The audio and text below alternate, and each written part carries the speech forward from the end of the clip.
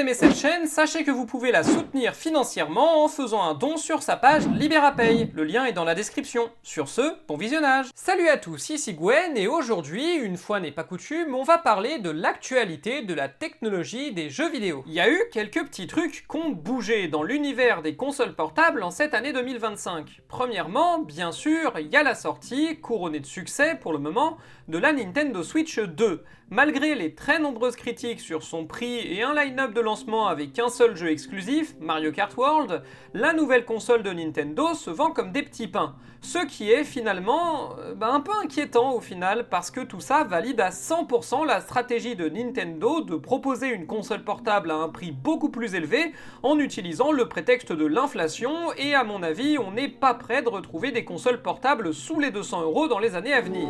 Tu es triste ? L'autre nouvelle, justement, c'est le contre-feu qui a été lancé par Microsoft avec le ROG Xbox Ally, une console portable Xbox qui succède directement au ROG Ally, l'un des concurrents du Steam Deck. Par rapport au Steam Deck ou à une Switch, elle se veut beaucoup plus puissante, compatible avec une ludothèque colossale qui comprend a priori les jeux Xbox, le cloud gaming Xbox, mais aussi les jeux PC et même le cloud gaming PS5. Le tout en corrigeant le problème du ROG Ally, à savoir que ça tourne sous Windows 11 et que l'interface est dégueulasse, en proposant nativement une interface Xbox beaucoup plus ergonomique à l'image de ce que fait le Steam Deck. Donc en gros, une console portable Xbox que pas mal de gens présentent d'ores et déjà comme un concurrent de la Switch et du Steam Deck. Et la question se pose, est-ce que c'est vraiment l'objectif de Microsoft? Et sinon, quel est l'objectif de Microsoft? Bon, déjà, je pense pas que l'objectif de Microsoft soit de concurrencer la Switch parce que, c'est pas vraiment possible de concurrencer la Switch en fait. Niveau vente, même sans compter le départ canon de la Switch 2, Nintendo est monopolistique depuis longtemps et en dépit de leurs pratiques assez dégueulasses depuis quelques années, niveau prix, chaîne de production et abandon de l'innovation, leur image de marque et leurs exclusivités sont toujours très fortes, et Xbox n'a juste jamais communiqué efficacement auprès du public de la Switch 2. Accessoirement, je pense que c'est absolument pas le but. Cette Xbox portable ne vise absolument pas le public de la Switch 2, elle vise surtout le public du Steam Deck, les joueurs PC et les geeks. Bref, ce ROG Xbox Ally, tout comme le ROG Ally avant lui, il est surtout là pour concurrencer le Steam Deck, qui est sorti il y a déjà 3 ans et demi et qui commence à être considéré comme vieillissant. Ce que tente de faire Microsoft ici, c'est ce que j'appellerais, dans l'univers des consoles de jeux, une console de mi-génération. En d'autres termes, sortir une console de génération supérieure par rapport à ce qui se fait, en prenant la concurrence de vitesse pour essayer de se faire une place ou de reprendre des parts de marché. Cette stratégie, c'est notamment celle qui a permis à Sega de se faire un nom dans les années 90 avec la Mega Drive, qui était sortie pas mal en avance pour prendre Nintendo de court. Et ils ont tenté de refaire la même chose avec la Dreamcast en 1998, mais avec beaucoup moins de succès. C'est aussi ce qu'a tenté de faire Atari avec la Jaguar à l'époque, et ça a un peu disparu aujourd'hui parce que ça a pas forcément marché. Le problème de la console de mi-génération, c'est que certes c'est la plus puissante qu'on puisse trouver à ce moment-là, sauf qu'il suffit d'attendre 1 ou 2 ans pour que les constructeurs déjà installés arrivent avec de nouvelles machines à leur tour plus puissantes. Toujours est-il que l'objectif de Microsoft, c'est clairement celui-là, sponsoriser la machine d'Asus ROG pour faire de l'ombre au Steam Deck, qui est en train de rendre le jeu vidéo sur Linux plus accessible que jamais et pourrait donc menacer l'hégémonie de Windows dans ce domaine. Il profite aussi du fait que même si le Steam Deck est présenté par Valve comme étant un succès, il ne s'est écoulé qu'à 4 petits millions d'exemplaires, ce qui n'est pas beaucoup au final. Genre pour comparer, la Switch est déjà sur le point de le dépasser alors qu'elle est sortie depuis même pas une semaine. Maintenant, tout porte à croire que ce ROG Xbox Ally sera, contrairement au Steam Deck, facilement trouvable dans le commerce, comme à la Fnac par exemple, et que c'est cet argument que va utiliser Xbox pour en écouler des millions. Alors est-ce que ça pourrait vraiment marcher? Est-ce que cette Xbox portable pourrait réussir à faire de l'ombre au Steam Deck, à défaut d'en faire à la Switch? Si on se penche sur les ventes des consoles portables pour jeux PC, les derniers chiffres parlent de 6 millions de ventes, dont 4 millions pour le Steam Deck. Ce qui veut dire que même avec une distribution plus efficace, puisque les ROG Ally, Lenovo Legion et autres MSI Cloud sont relativement trouvables en magasin, alors que le Steam Deck ne s'achète n'achètent que sur internet depuis le site officiel de Steam, et bah les concurrents n'ont même pas dépassé le million d'unités vendues chacun. Et il y a plusieurs raisons à ça. La première, c'est que ni Asus, ni Lenovo, ni MSI n'a la puissance marketing et l'image de marque très positive de Valve. La seconde, c'est qu'ils sont arrivés après la sortie du Steam Deck, quand une bonne partie des gens s'étaient déjà acheté la machine de Valve. La troisième, c'est qu'ils embarquent Windows 11, qui n'est pas vraiment fait pour le jeu nomade.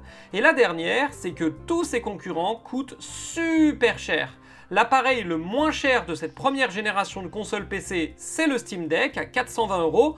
Ensuite, vous avez le MSI Cloud, entrée de gamme à 430€, mais il est moins performant, donc autant prendre le deck.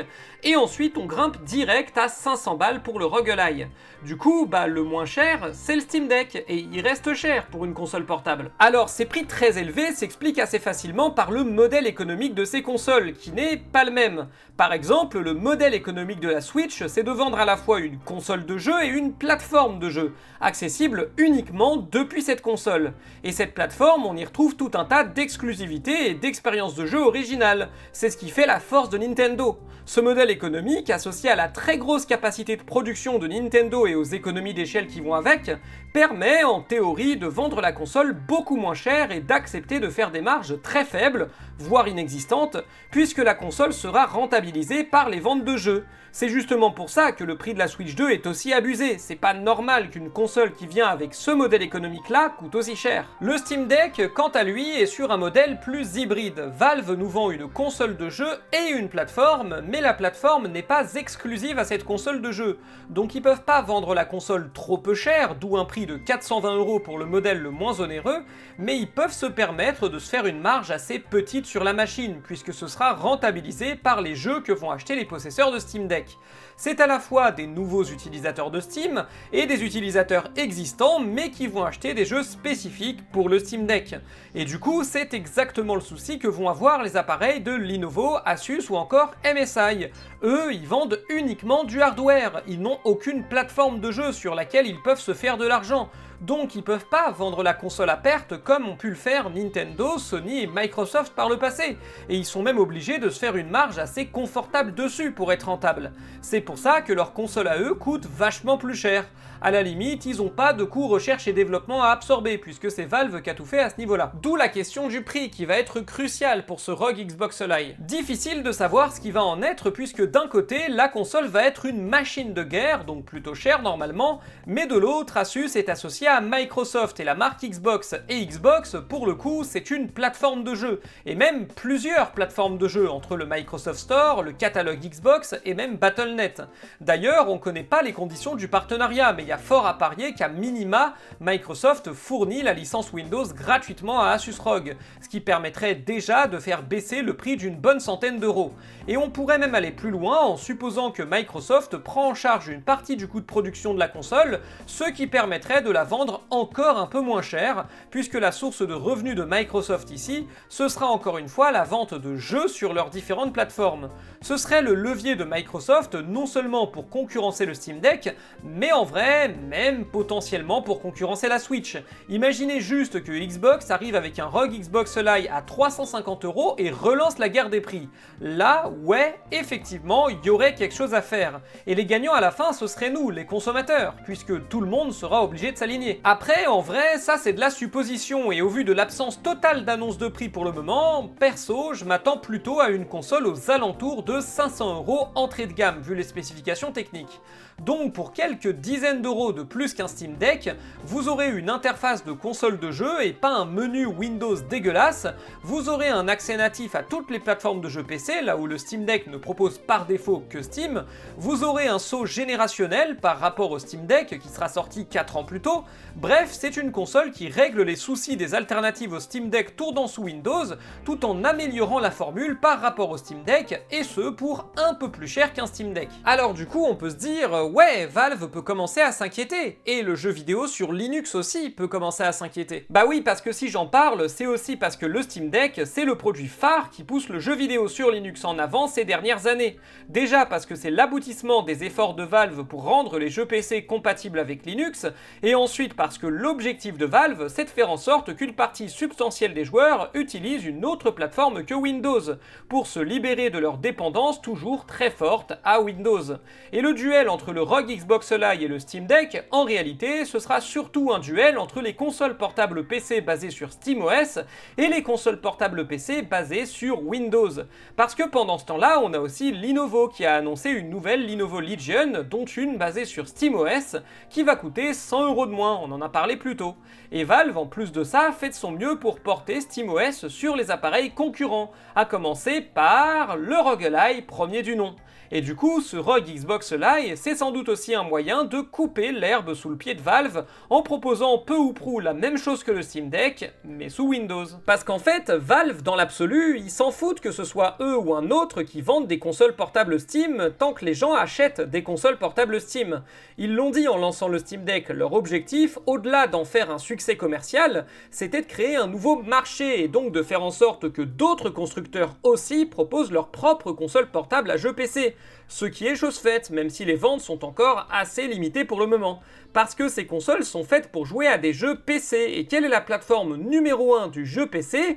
Eh ben Steam au final. Donc les gens qui achèteront des consoles pour jeux PC, sur Windows comme sur Linux, ils iront surtout sur Steam. Et idéalement, s'ils prennent carrément une console Steam, ils pourront profiter de leurs jeux en dehors de Windows. Et donc ça veut dire de nouveaux joueurs sur Linux. Mais ça, c'est toujours conditionné à la question du prix, et aussi à celle de l'image. Parce que Microsoft et Xbox n'ont pas une très bonne image. C'est pas pour rien que les ventes de Xbox se sont effondrées depuis les années 2000. La Xbox 360 s'était vendue à 86 millions d'exemplaires, la Xbox One en était à 58 millions, et la Xbox Series vient seulement de dépasser les 33 millions d'exemplaires. D'une manière générale, la marque Xbox n'est plus aussi forte qu'avant, et l'image de marque c'est super important aujourd'hui pour vendre un produit. Ni Xbox ni Microsoft n'ont une bonne image, alors que Valve, eh ben, c'est plutôt l'inverse. Je suis pas en train de dire que Valve c'est des gens bien, hein, y a quand même des trucs qui me plaisent pas du tout avec leur politique. Mais quand on compare avec Microsoft, eh ben Valve ils sont pas mouillés dans une affaire de travail forcé, ils ont pas basé leur modèle économique sur l'espionnage des utilisateurs, et plus globalement ils sont réputés pour plutôt respecter leurs clients, que ce soit vrai ou pas, ça reste une boîte capitaliste. Et si le Steam Deck se vend un peu, bah c'est pour ça aussi, parce que oui, le ROG Xbox Live est plus puissant que le Steam Deck, oui, le ROG Xbox Live sera compatible avec davantage de jeux que le Steam Deck. Et oui, le ROG Xbox Live viendra avec une interface beaucoup plus ergonomique qu'avant, et donc assez proche de celle du Steam Deck. Mais l'histoire a montré que c'est pas parce que ta console fait plus de choses ou est plus puissante qu'elle fonctionne forcément mieux. Tiens, parce que le dernier exemple en date qui me vient d'une grande marque de jeux vidéo qui est venue très tôt pour couper l'herbe sous le pied de la concurrence avec une console surpuissante pour son époque et qui pouvait faire plus de choses que les concurrentes, c'est la Jaguar d'Atari, 200 000 unités vendues, et la Jaguar est coûtée pas spécialement cher pour son époque. Sans compter le fait que certes le ROG Xbox Live viendra avec du cloud gaming et l'accès au catalogue de jeux de plusieurs plateformes en même temps, mais en vrai la majorité des jeux sont de toute façon multiplateformes, donc hormis quelques exclus, la large majorité des jeux tu les as déjà juste en ayant accès à Steam. Et en prime t'as quand même une boutique en ligne unique et unifiée et pas plusieurs, donc ça reste plus accessible quand même. Donc est-ce que le ROG Xbox Live peut menacer le Steam Deck, et plus largement est-ce qu'il peut menacer le gaming sur Linux ?